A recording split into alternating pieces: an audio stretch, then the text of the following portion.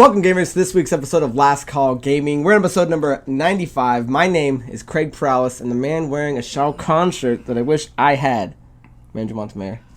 I have waited forever. If you've seen our Instagram posts, this is the one that got away, and sometimes life gives back to you, and life finally gave back to me. I know that shirt. I was looking at it. I'm like, it has that 80s heavy metal fucking like rock cover. And I gotta say, let me say this with an unblemished record of staunch heterosexuality. It looks great.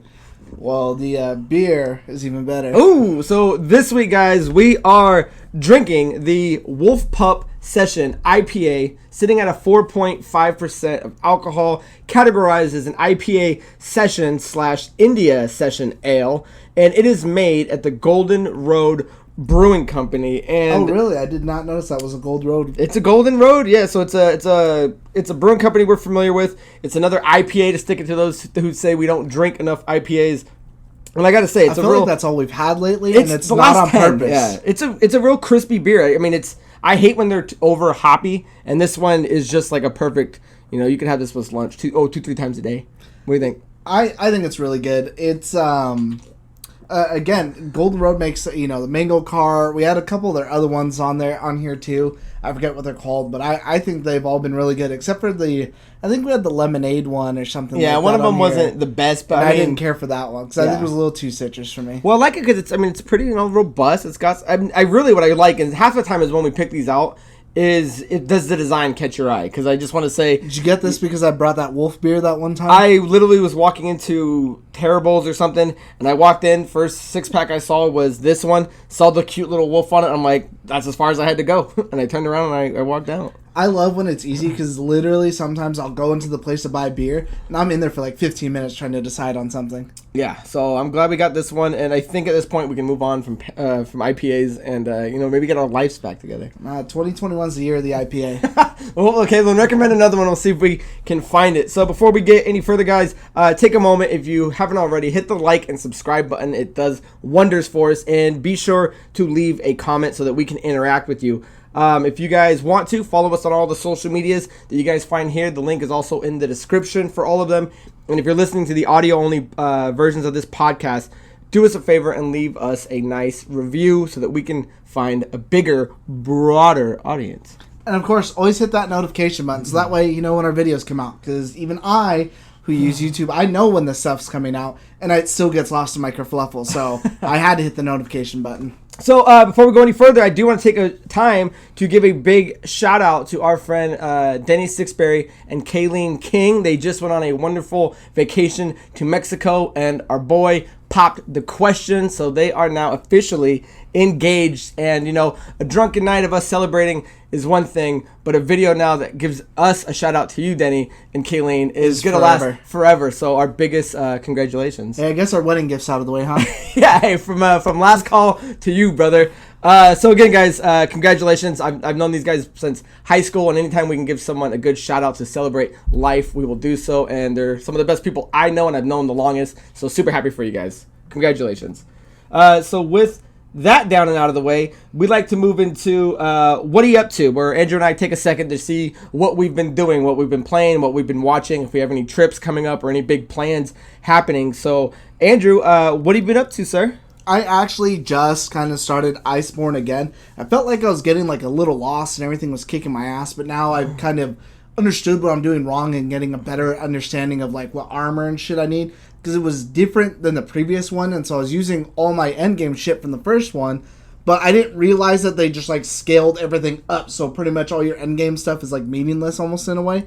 So you're just like got to rebuild whatever. So I've been having fun with that. I've been doing a lot of Z-League tournaments. Actually, I just did 2, I don't know if it was last night or the night before that. Let's talk about, and those are Call of Duty tournaments. For those of you who don't know, you can sign up. They're free. They have a ton of free ones on there. You can win cash, tokens that you can exchange for cash.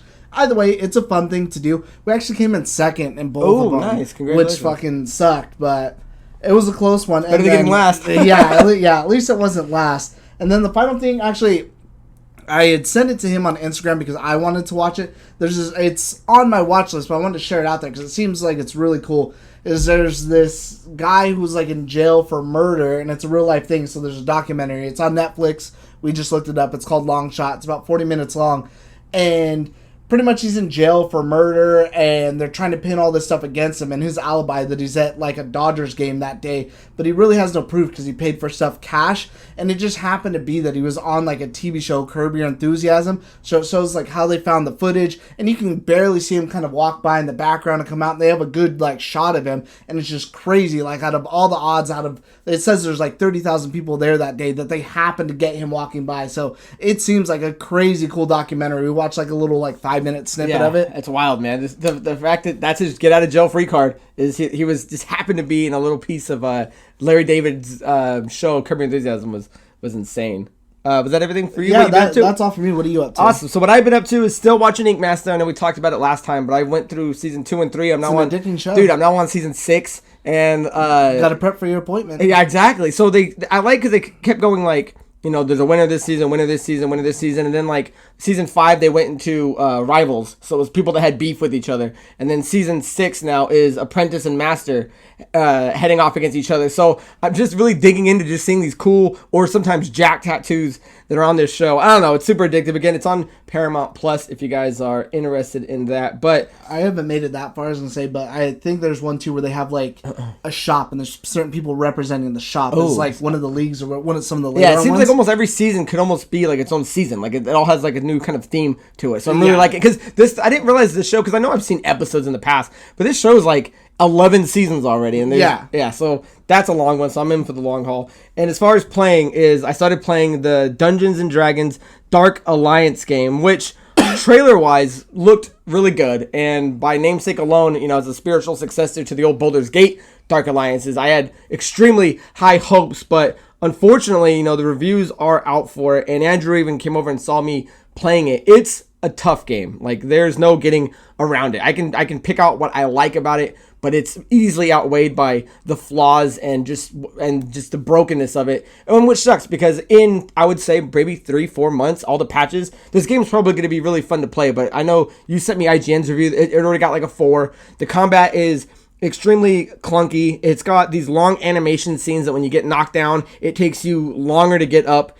It's got huge difficulty gaps. The whole point of this game is you can kind of go in level 1 to level 2 to level 3 in difficulty. And Andrew even saw, just if you're playing by yourself, the difficulty from 1 to 2 is tremendous. Like, there's no soft way. Yeah. And the last big thing, is the UI is just kind of bad to look at. Like, when you hit select and go into your inventory and you want to look at moves, there's nothing in there for you to even look at. There's no map to look at. So I do play it with my brother Gino, and we've been cruising through it. It is a lot funner and almost mandatory to play with someone than without someone. But fortunately, it's on the Game Pass. Like, I would have been pissed if I would have bought this game for $60 and, you know, hated it as much as a lot of other people are hating it, where this is what the Game Pass is for. You get to try games out, and there's a reason why the Game Pass is as cool as it is. But I do plan on finishing it. It's only 21 missions. I've already knocked out like 11 or 12 of them. So I'm going to bite the bullet, finish it, and then that's it. I haven't even started it, and after watching him play, I decided not to. Yeah, there's no reason. If it doesn't appeal to you, it doesn't appeal to you. And I thought the D&D aspect would have been cooler, and it's just not. So that's what I've been playing, and hopefully I'll have it done by next week. It looks like it's unplayable without a second player, like when he was going through. Unless you're going through level 1, in which case he's cruising. If you're trying to do anything higher than that, you can't. Yeah, it's made to be played with 4 players, which is unfortunate because I like playing games by myself. So with that down and out of the way, let's move into our main story today, and that is the fact that PS5s are coming back for purchase, but kind of. They're in the wrong way. Yeah, there's this kind of controversy about who can get them. So I kind of just want to dive into this quote real quick. So what happened was there's these PS Directs, and what they were these kind of direct invitations for people to receive an invitation to buy one online that's unencumbered with outside people trying to get the same one. So before we get into that, let me just kind of give you a brief history of where we're at with the PS5. So the PS5 came out on November 12th, and which is weird to think about that it's less than half a year. Like 5 months from now, the Series X and the PS5 will be out for a year. It seems like I've had it forever. Dude, I feel like I've only had it for like 3 months. I feel like this thing's cruising by. Like, we're closer to the year than against the year. Yeah, I guess so. So I don't know. The time has been flying, and it did really well. So the PS5 has sold 8.6 million units, and it's generated over 3.8 billion from the PS5 sales. Now, if you look back at what the PS4 did in the same time frame, the PS5 has actually sold more than what the PS4 did. So on track, it looks like it's doing really well. The problem is we fell into a shortage because of the pandemic, which means there was less time to manufacture them, and then also chips. There's more people competing for them, right? If Xbox is using the same chip that the PS5 is, people are competing for the same resources, and then during the pandemic, you don't have enough time to make as many as you actually needed. So when it actually launched on November 12th, not everybody was able to get them, and once they ran out, it was kind of hit or miss of when they said the next release was going to come. So where you could walk into a Walmart any day of the week and they're going to be there. But they did say they were going to have some kind of periodically coming throughout the year. So the big issue was that when people do try to get them now, because you can go online and get them here and there, is that you had scalpers and bots to compete with. Essentially, people were using a bot to manually autofill everything and then book it and then click Sells out instantly. So yeah, before you would ever even have a chance to put your last 3 digits of your credit card in, it's already booked and taken. And then they had people selling them in the wild for like $2,000, $3,000, $4,000, $5,000. It was nuts. Dude, I seen an Instagram post the other day when I was scrolling through, like, you know, your random feeds. Unless it was someone who posted, I don't remember.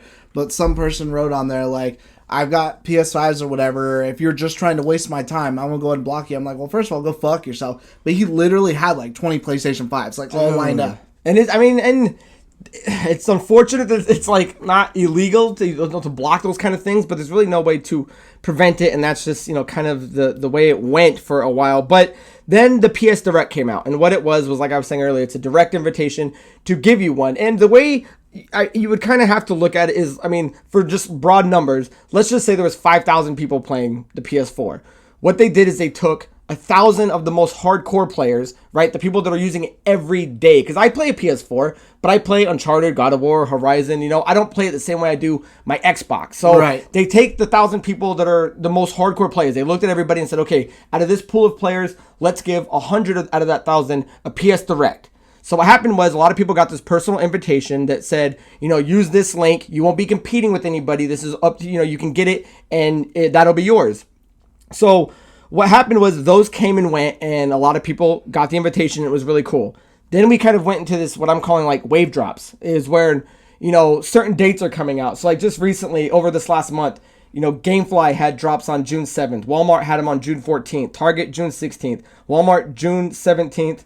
PlayStation Direct, June 23rd. Best Buy, June 24th. And these were days that where if you got your computer ready and you were sitting there, you could jump in, you can jump back into the queue, hit the refresh, and maybe and hopefully try to get one. And there's problems with that, and we'll dive into that. But what happened is now there's a second round of PS Directs, and the big issue is that it seems like a lot of the same people that were already given an invitation have gotten a second invitation to buy another one before other people who never got one had a chance to buy it. So let me just read this quick article from Games Radar, and then Andrew, I want to ask you your thoughts on it. So it says, if you already have a PS5, Sony humbly suggests that you buy another, or at least that's what the implication of sending a new wave of PlayStation Direct purchase invitations to folks who have already bought one. As shared on Twitter by game stuff buying expert Wario64 and with a number of subreddit commenters separately joining in, the PS5 purchase invitation seems to be rolling out without regard to whether you've already bought a system through the PlayStation Direct program.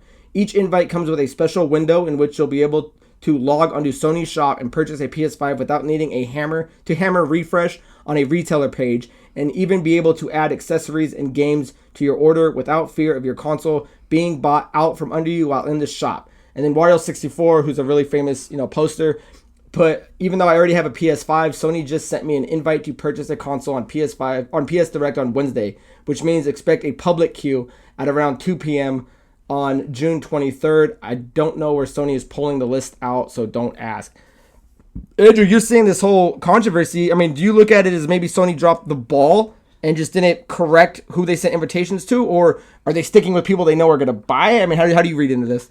I would say it seems like they pretty much dropped the ball, but I mean, who knows if he got an original invitation and that's how he bought it. But I mean, I think how the messaging stands as it is, looking at it from, okay, I'm seeing repeat people get it now, that it would have been better for them just to stop it and just put everything up at Wild, and whoever gets it, even though it's a shitty way. But unfortunately, that's better than, here, we noticed you already have one, let's send you a fucking another one. Do you think it's right for people to be mad about it, though? If it is just a random thing, or just the same people got them, is it something to be that upset about? I think so, because there's a shortage with all kinds of people who don't have them. They have to have some kind of algorithm that picked those people out in the first place. That you can't tell me that there's not like a, oh, okay, we sent this person to it. We sent them the PS Direct in the first wave. Now we're going to send it to them in the second wave. Like, come on. Like, how could you not just simply pull them out? But yeah, I'm curious if somebody gets it, let's say Wario64 got it, and he didn't want to buy another one. Are you able to like pass it along to the next person? Because what they're not saying, and obviously it's showing that this famous person got one and a handful of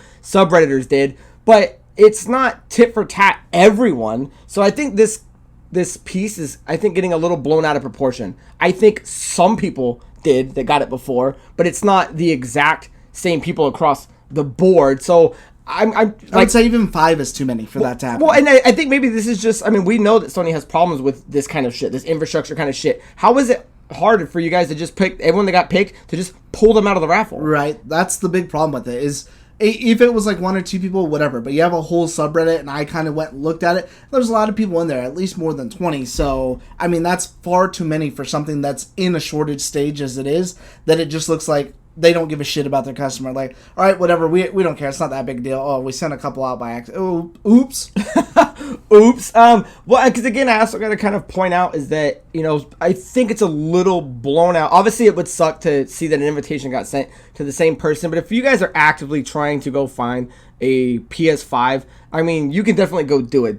We've been able to get one. These wave drops are definitely there. So for me, it's like, I feel like it's the person that's doing nothing is getting mad that they didn't get automatically sent something. You know what I mean? Now, if you were actively looking for a PS5 over the last 6 months and getting, you know, shut out, then that's one thing. But if you're just a person that just reads online, oh, that guy got one again and I didn't, but you haven't been looking, and they're like, well, then what are you mad about? You haven't been trying. Because I mean, I'll tell my little story, and I don't know if I told you yet, but I was waiting. Is I asked our buddy CN to, because you got to actively be looking for these and actively know when people are dropping these things, because there's a ton of people you can follow on Twitter that will let you know when these waves are coming. Yeah, I see it all the time. Yeah, when to wake up at 9 and jump on Amazon, when to wake up early and jump on Walmart. And so I hit up my buddy Sian, and I was like, hey, you know, I know you're into that more than I am. The next time you see one, like, let me know. And I asked him maybe a month or 2 ago. So this is me not actively looking. And he would hit me up, and I'd sometimes miss his text, or I wouldn't check it, and I'd miss those dates. But, you know, last week he sent me one, and I'm like, okay, cool. I'm gonna try to jump in and see if I can snag a PS5. You got one? Jumped into a Walmart queue, and here's the difference why I think the bots and stuff are gone, is that jumped into a queue, was for the digital version for $400, was waiting for it. It popped on. I forgot. My credit card's automatically linked to my Walmart account, but you still have to put your numbers in. So I had to run to my wallet, go put it in, and it said I had it, and then it booted me out. And then I was like, damn it. I'm like, let me just try it again. So I did it again, and it secured it. And I'm like, oh, so that's about 8 minutes or so that shows me that bots aren't automatically just buying these waves up. I mean, that was plenty of time for me to go do it, grab my card, and enter the information and get it. And then, you know, the icing on the cake was, you know, I was supposed to get it in July 8th. A week later, it says that they ran out of the item I purchased, so I'm getting a free disc version as an upgrade, no extra cost. And it's being shipped. It'll be here by tomorrow. Oh, you had purchased a digital one? Yeah, I purchased a digital one, and it wasn't coming to July. And now I'm getting a disc one, no extra charge, and it's coming tomorrow. Damn, that's so cool. You know what I mean? So, like, you can't be mad at these invites, because if you actively are trying to look for them, you can find them. And I did it with minimal ease. So it goes with both consoles too. The other day, I know lots of people look for Xboxes. GameStop had like a drop of them on there. I sent it to my cousin, and by the time And even 10 minutes later, I was checking while I was texting her to see if it was still up. I could still add my information, purchase, add it to the cart, and it was all there and ready to check out. Yeah, and the cool thing is the reason why I think it's going to be easier when these waves start dropping, which is why if now you want one, now's the time to be doing this, is because PS5s aren't selling for double the price anymore. You know what I mean? They're not going for $2,000 anymore. They're not going for $1,000 anymore. You know, that's gone. I see a lot of people just trying to sell it for maybe like 200 tops, but it's nowhere near as. I definitely don't see them for over $1,000 anymore. Yeah, like crazy. Like I saw a dude selling one on Facebook literally today for $800, and everybody in the comment section was literally just like, they're going to be around here in like 5 months. Like, yeah, the buy is gone. And especially the other thing where I think that price has fallen off is, again, there's no real reason to own a PS5 this moment. There's 3 games exclusively for the PS5, which is Ratchet and Clank, Souls. Returnal, and Demon Soul. That's what I was thinking of. And Demon Souls. The reason I wanted us to get one was because we can't go to the end of the year and not be able to talk about PS5 features and Ratchet and Clank and things like that. But I just want to point out that this, if you're looking for one, now's the time to get one because it's going to be easier now than it was 6 months ago. So yeah, I wonder if that really did hurt the price. Was like, there's nothing crazy out for the PS5. You know, there's no, I gotta have it. This is the fucking reason, whatever. Because, again, God of War is coming to the PS4. They announced that. Horizon's going to be there. They actually, there was a rumor the other day that someone went in and it's in the files of of Demon Souls that there's a PS4 version like fucking in there, like a downgraded thing. So that might even be something they do later on during the year. Yeah, I think the demand was, it's the new thing. And we all want it. And because if you are a player, they are faster. Like, I wouldn't give up my Series X for anything, even though there's been, the medium's really the only exclusive game that it's had come out. But it's been more of that quick start. Exactly, it's fast. So if you're looking for a PS5, I would say don't let the PS Direct get you down that you didn't get one, because I mean, clearly choices out there, yeah. I was able to get one with minimum effort. I mean, not to sound cocky or rub it in anyone's face, but if you're going to be looking for one, just do it the old-fashioned way, because now is the time to do it where there's going to be little resistance in, like a bot trying to get it or a scalper, because that market's just gone. Yeah, that's kind of what it seems like, too. It's dried up a little bit. So I don't know. Anything else you want to think about the PS5? I mean, it's cool that we're going to be able to start playing one now, but, again, I don't know if I'd be pissed that I didn't get a direct invitation.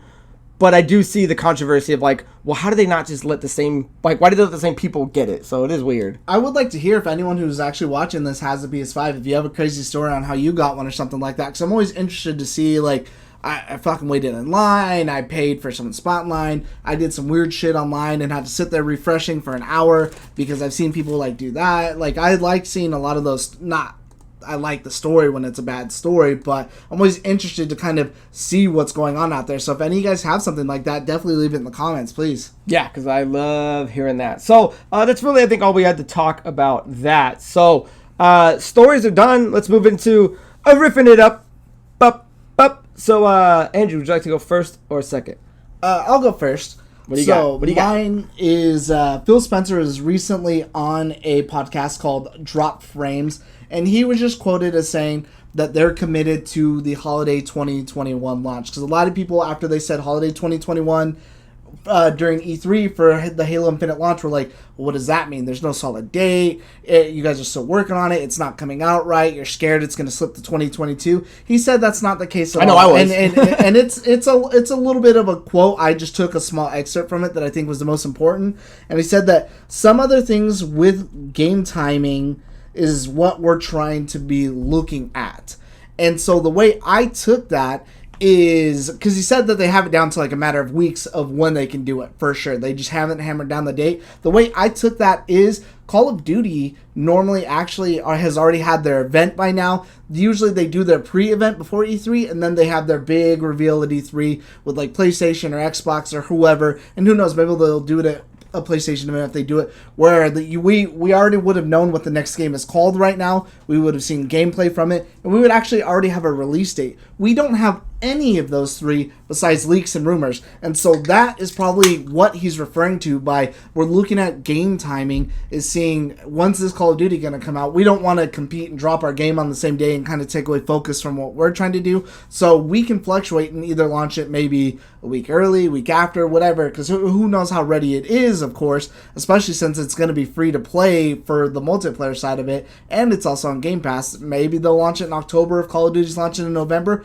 Maybe they'll go with a December release. Yeah, I don't like the response that it's like, oh, we're just trying to not pit it against something else. I mean, I get that Call of Duty is like the number one selling game every year, but Halo doesn't come out every year, you know what I mean? And this is the Halo that looks like it's going to be the shit, and it's going to sell. Like, you know what I mean? It would have been kind of a firmer stance if they were to like, no, we're going to be this day, and let's watch Activision blink and move over. Like, maybe it's not even just that, because I don't think we had there wasn't a release date for Horizon, was there last time? I forgot already. I forget if Horizon said like December 12th or something, and then they changed it to holiday. I thought it was just holiday too, so maybe that's what they're looking at as well. Like, okay, we don't want to, if Horizon comes out this day and Call of Duty's coming out this day, we don't want to be in the fucking middle of when someone's trying to rush a beat a story, and then, you know, Warzone's been the greatest phenomenon. I mean, I would say that's taken over Fortnite, PUBG, and those are the people that, you know, made the Battle Royale famous. But wasn't the thing that they're trying to line up with, like, their 25th anniversary or their 20th anniversary? Like, why would you not want to land, like, a special day for something because you're scared that fucking Horizon's coming out or Call of Duty? Like,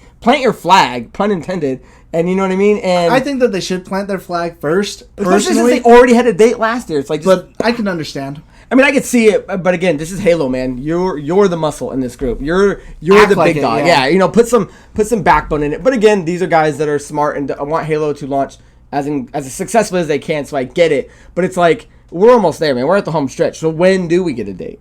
And when would you like to see a date? When would you guess that they're going to see it? We're going to have Halo's exact date. I would like to be in like October 19th, something random, something that's random to you. Soon. Yeah, that's my birthday. Maybe I'm on your mind. Yeah, so that way instead of going to some shitty party, I can actually stay home and play a good game. We'll have a Halo party. Oh. So if that's what you got on your riff, my riff, guys, is kind of a funnier one. Because again, if we can get around to talking about wrestling anytime we can on the show, I'm bringing it up. So. Booker T was recently in a lawsuit with the Call of Duty franchise, and so I'll try to get it down as quick as I can, he was suing them because they had a likeness of his character. So in Call of Duty Black Ops 4, there's a character named David Prophet Williams, and he was saying that it's based on Booker T's comic book version of a character he did called G.I. Bro. And so this lawsuit's been going on for a little bit, and when the courtroom kept kind of going and going and going, they pointed out that Booker T, contractually lost all of his IP rights for it to WWE, and that's who they were dealing with. And he was saying, no, he didn't. He only gave them the IP to use it in wrestling. He still had the likenesses to it and on comic books and other references. And then they kind of kept going and saying that, well, look at what he's comparing, and I'll throw up the shot that they were using, is that it's literally just, a black guy, a buff black guy with dreads, in a military stance. And that's all that he was kind of basing it off of. And the judge found that there wasn't enough likeness to say they were taking character reference from it. So he actually, I believe he just lost it. It was like 2 days ago, and it's been going on, for a while, since Black Ops 4, I believe. Was it 3 or 4? And Black Ops 4. So I don't know, Andrew. You see that picture and that look? Does that look like they're ripping off his character, or just similar in the face that they're just two huge guys with army poses? I think it's just like two generic guys, but I would believe that they ripped it off because they actually just had another lawsuit. I think it was at the start of this year. They had another DLC character called Mara that I think they even took down for a time because people paid for it, and they use like an actual like model. Like there's a chick. It's a 1-to-1 version of this chick, and she just has like war paint and fucking does whatever and stuff like that. Like she's just dressed like she's ready for battle. The problem is someone else had already used that exact same model for something that looks exactly the same just before that. And I don't remember if it was for like a comic or for like a photo shoot for something or a commercial or whatever. I don't remember what they used it for, but they pretty much took the exact same chick, put her in like the exact same almost looking outfit, the exact same scenario, and that's what they used for the game. And I don't remember the results of that lawsuit, actually. I remember seeing it was like a big thing, and I would actually have to This just reminded you of it? I would have to look it up. So I do believe that because when I was looking at it, I'm like, okay, it's 1-to-1 the same thing, but it's also the exact same chick. So what are the legal stipulations to, okay, well, you hired that model to have her wear a pink bikini, we're going to hire her to wear a pink bikini. Like, is that now copyright infringement? Yeah. Because you took it. I don't know how that stuff breaks down. So, I mean, but with how they actually went after the same person and made her look, I would believe that they probably did take that. And we're just like, all right, whatever, we don't care. Well, I think the bigger question is where do I find said comic book starring G.I. Bro? Not only is that the coolest thing I've ever heard. I think it sounds You're not lame. reading G.I. Bro with Booker T, the 5-time world heavyweight champion? 5-time big world heavyweight champion. Ooh. Just kidding if you're watching the show. Ooh, bold statement, sir. Bold statement. So, guys, leave in the comments down below your thoughts on Booker T getting robbed out of likeness rights and what your thoughts on Phil Spencer was about the Halo date. So, we're done with Riffs, guys. We're moving into questions of the week. And the first question comes from John Tovitz, and this one was interesting. He says, here's a fun cue. Which challenge do you think is easier? The Il Primo Pizza Challenge, where you have 1 hour to consume an entire 30-inch pizza covered in 2 pounds of delicious melted cheese. I think there's supposed to be meat on there too. I may have cut something out. Or the Big Texan 1 hour challenge, which is a 72-ounce steak dinner, shrimp cocktail, baked potato, salad, and with roll. So which one is easier, and which one would you do? I would have to do the pizza one because I hate shrimp. If the shrimp cocktail wasn't in there, I would definitely take the steak challenge because I love like a good steak, but I definitely don't think I could eat a 72-inch. I think maybe I could do a 30-inch pizza. I think maybe. So which one's easier? So you would do the pizza because you don't like the shrimp, but which one do you think would be easier to the average food eating competition? I think probably the competitor. I think probably the pizza, unless like you're a pro eater, because when I get like a fucking 12-ounce steak across the river, because we have a steakhouse over there, if I get like a 12-ounce with a baked potato, stick a fork in me, I'm done. Well, I guess I'm just not quite. I mean, I can gauge, I think, how big a 72-ounce steak would be. I just picture Bobby Hill on that. How big would a 30-inch pizza be? Put your finger up. It's not like this. So if, let's say there's a foot, there's 24. I mean, would that pizza be like this big? I don't know. Probably maybe the size of this table. And 30 inches with 2 pounds. I would think the 2 pounds of cheese is what would do it for me. Yeah, I think the steak might be easier to do just because you can. I don't know if you could. In my mind, you could kind of trick yourself and be like, okay, I'm gonna take a break from this. I'm gonna do a shrimp. Else. I'm gonna eat a little bit of roll. Where the pizza is just a daunting slice after a daunting slice after a daunting slice. So I watch Man vs. Food, so I think the steak, probably would be easier because he'll get tired of something. He's like, all right, well, I'm gonna start breaking this up by having the potato and the carb. Yeah, and whatever. I think I would pick the Big Texan, and I think it would probably be a little bit easier. But yeah, you're right, man. I mean, a 32-ounce steak would be huge. A 72-ounce steak plus cocktail plus bread. I mean, and a salad. There's no room for dessert after that. Yeah, but I do smash pizza, so that's why I feel confident in the pizza. But I know I couldn't. I'm gonna look into it now because obviously Big Texan has to be in Texas. But I'm curious where Il Primo is. I want to look that up. If you're when you watch this, John, maybe you've done it. Maybe that's why you're asking. I don't know. I love this question because I love Man vs. Food. That was one of my favorite shows. I wanted to bend on that too. Yeah, that's good shit. Excellent though. So if anyone made it to the question portion of the show, I would love to hear your answers as well. And the final question comes from Sheila T, and she says, "Side question: favorite cartoon as a child you would recommend to a younger audience and think they would appreciate it? I always tell people to watch As Told by Ginger. Thanks. As Told by Ginger is really good. Had a lot of I believe she was in late elementary or junior high. She's in junior high. And dealing with, I remember the episode that stands out. I remember she can't shave her legs, but her mom lets her shave her ankles, so she wears pants capris, yeah, so that she can get by. So that kind of deals with that junior high. I just remember her weird friend. I think her name's Macy, and she's like, oh yeah. The little short girl. And what was the brother? Hoodsy and I forget, but that was a good show. So in the heart of the question, Andrew, what do you think that you watched as a kid that you would show to a younger person that would still hold up? I would say probably Ed, Edd n Eddy, because I think that show has kind of that.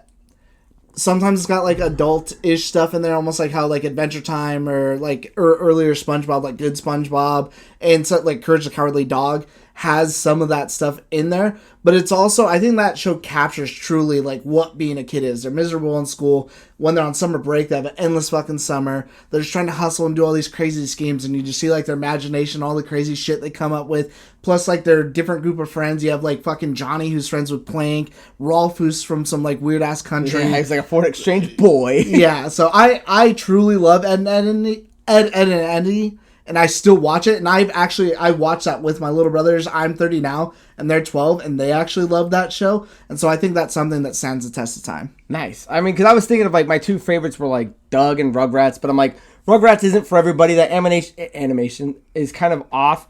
And Doug, I mean, if you have to include it, then you go into Disney's Doug, which I think was like hot trash. I kind of just get tired of Doug's like whining that he's a loser and doing nothing about it. He was an average Joe. But I mean, I would say like something maybe like, because Batman, the animated series, came out in 92. I would say that sounds that's a show that, yeah, still looks good. It was, I mean, obviously made for kids, but it just had those dark themes, so it didn't talk down to anybody, and it was a cool way to get into comics. So even if you weren't a comic book reader or into any of that, you could watch this show just for the detective aspect, the combat scenes, you know, the kind of the dark undertone and the storylines that they did, and a really cool cast of villains. So, because I want to say things like Avatar, but like I wasn't a kid watching Avatar. I was in high school. Yeah, so Batman, I think stands that test of time. Where if you were to show it to somebody now, that even that animation is still bold. They did win like an Oscar, an Emmy, or whatever. Yeah, well, and they're still making. I mean, the Mask of the Phantasm was something like is, I don't want to say world renowned, but was like really looked at as like a really solid movie, and that was literally just based off of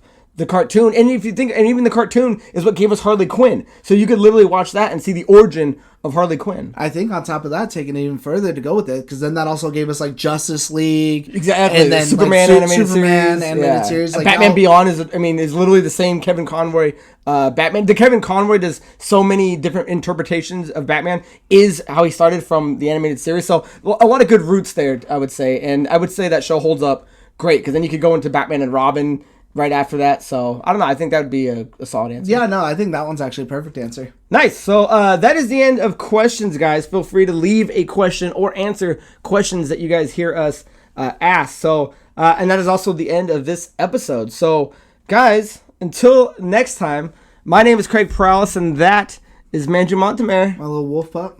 Woo! Cheers.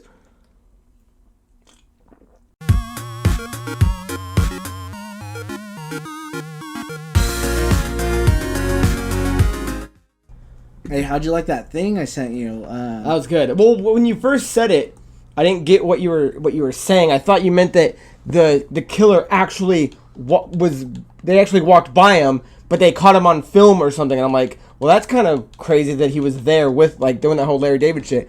I didn't know that was the guy's alibi to be wrongly accused for killing somebody. And I'm like, oh, dude.